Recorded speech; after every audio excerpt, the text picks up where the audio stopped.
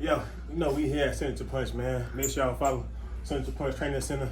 And also, actually, make sure y'all follow my family out there in Atlanta, man.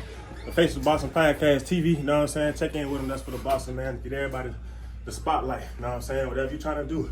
Like you start at the beginning of it or you already been in it. Give them a follow, man. To Undisputed Interviews.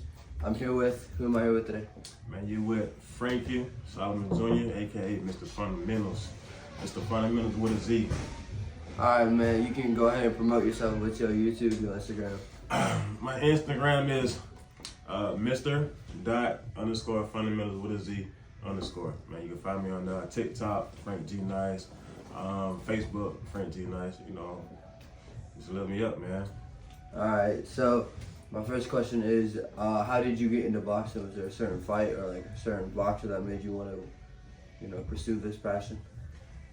What's crazy about how I got into boxing was when I got done with football, man. You know, looking for another avenue to get into that keeps me exercising, because I love sports, man. Yeah. I love contact, I love physicality, and I was doing boxing as a hobby, just to play around with, But it was one part of the summer break I had during football in college. I came back down and I was with Coach G, and he just told me, you want to do an amateur fight? I said, yeah, so we trained for them 2 months, and I ended up winning that amateur fight, and so I went out like, yeah, it's something I can fall back on, you know what I'm saying? Because I enjoyed every bit of it. I loved it, so after I got done in college, I came back home, started doing, and I took a break after a while because I had an injury. Then I was finna stop, but then after that injury and that break, you know what I'm saying? My brother talked to me about getting back to boxing. My cousin Red told me about getting back in boxing, so and I jumped back into it, and that's where I'm at now. So, so after football, right? Did you want to go back, or you were just probably like, oh, I like boxing more? It was I had to weigh my options, man. It's a tough pill to swallow, Yeah. Me being done with football, knowing that was my first passion, my first love, and knowing that the dreams I had for football, but I let God lead the way, and I played the hand that I was dealt. Yes, sir. So, you're fighting later this month, I believe, right? Yeah, November 2nd. So what happened with the opponent pulling out? Oh man, don't even get me started on that, man. Dude, 4-0, and you're thinking like, I'm 1-2. I'm 1-2-1. So you're thinking somebody saying my record and he 4-0. Easy word, like, bro, I'm finna smash you. Yeah. I don't think he's thinking that. Honestly, I think in this career, in this stage of people's career, especially if you're not at the top level making the type of money and knowing the right moves to make, as in like you're gonna take the big money fights or belt fights or whatnot like that. Right. In this stage of people's careers, I think when they pull out of fights or don't take opponents, I believe they don't believe in themselves. I don't think he believes in himself. And I'm the type of person, and where I've been in boxing world so far, they gonna tell you, like, Frank really believes in himself. I'm 100% confident. Like, I'm down to fight any and everybody. You know what I'm saying? You put yourself, if you 10-0, 20-2, all that entices me. That's when, okay, I want to get in. I want to see where I'm at. You know what I'm saying? I believe I'm one of the best in the world. Nobody can beat me. So if you had that type of caliber, I want to see what that about. Because at the end of the day, you ain't been in the ring with me yet. Yeah. So when you say like you believe you're best in the world, is there a certain fight you want to like do in your career? Like a certain fighter you would love to fight, like dream fight type kind of thing? I haven't thought of that yet. I want to fight any and everybody. I haven't thought about that yet as far as a dream fight. Yeah. I have my dream sparring match. Like, I want to be part of, Terrence Bud Crawford, my boy. His camp, I want to be part of Tank Davis camp. It's a lot of camps I want to be part of just to see how, their regimen and their skill set to be against them, So I don't have no dream match yet. Yeah, so I saw on your Instagram, right, that the opponent that pulled out for you November 2nd found a new opponent or something? Yeah, he did. What's your reaction to that? Soft. Like, I don't like the curse, but soft. He's soft, man. He's a soft man. I'm keep it like that to keep it for the clean version for kids that also watch this, man. Soft. So what are you doing about November 2nd? You still fighting, right? Yeah, they found another opponent so far. they sent me an appointment and everything. We just waiting for him to agree and sign the contract. Are you like more excited about this fight than the last one? Is it like, or is it just like another fight? It's a fight. I'm still excited about this. I'm still excited about this fight because it's been a while since I've been active, and I have a lot of supporters and fans, family members, friends that want to see me fight, and I'm ready to get back active. You know, I've been training for this long, you know, and I don't take a break. You know, so I'm ready to get active. I'm excited. So when you're in the gym, how do your coach, how do the sparring partners, how do they help motivate you when it's a tough workout and you're just like, oh, I don't want to do this anymore? Okay. My cousin Rail, which is my main coach, he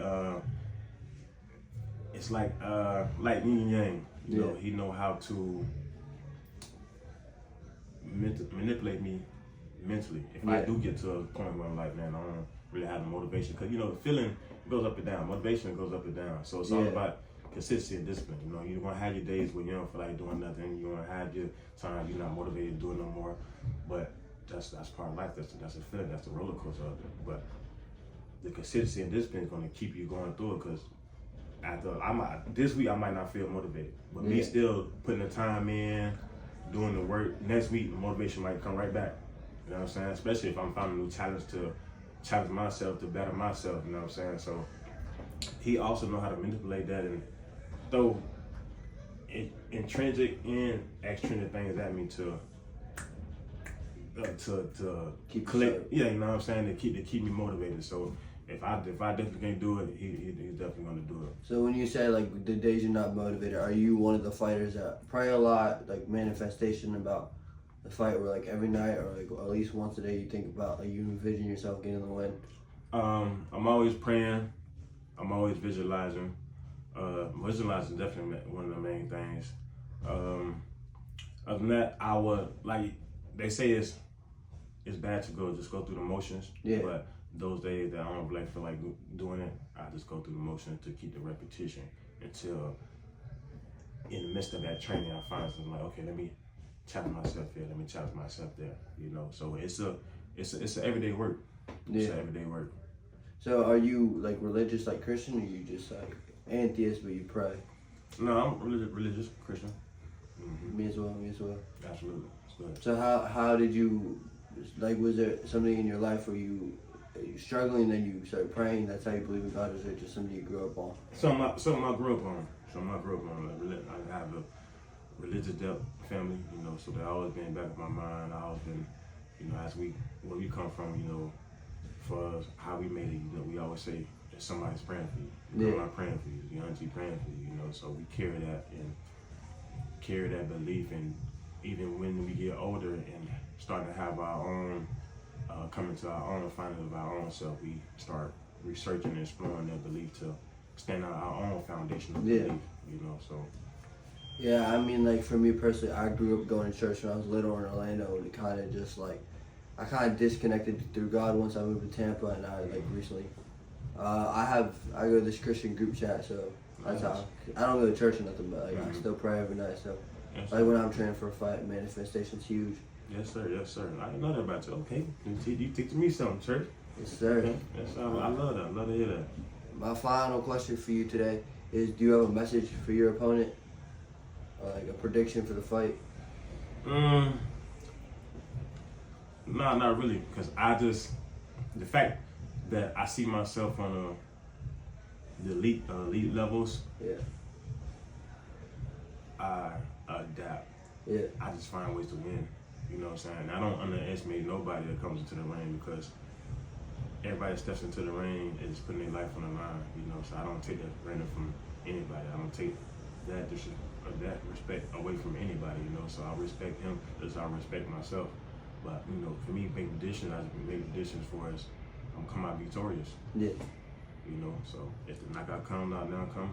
If it comes, it comes. If it don't, it don't. At the end of the day, I'm gonna win. Yes, sir. All right, thank you for your time. I appreciate you, man.